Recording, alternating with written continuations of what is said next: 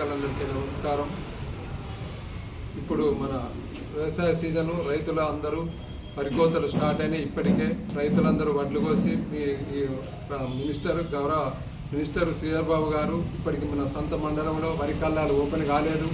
ఇప్పటికీ మీరు రైతులను ఇంత లేట్ చేస్తే రైతులు ఇప్పటికే 1600-1700కు వరి ధాన్యం అమ్ముతుండ్రు, ఎంతో లాస్ అవుతారు. మీరు సొంత మండలంలో ఈ వరి కళ్యాలు ఏర్పాటు చేసి రైతులను ఆదుకోవాలి.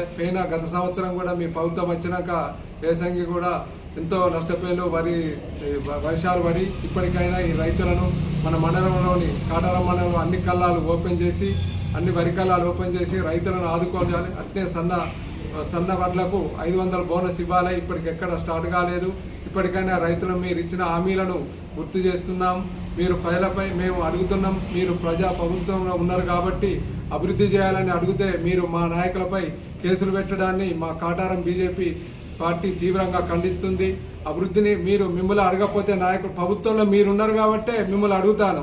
మీరు అడిగిన దానికి మిమ్మల్ని అక్రమ కేసులు పెట్టి బనాయించడం ఇది మీకు న్యాయం కాదు. ప్రజలు గమనిస్తున్నారు.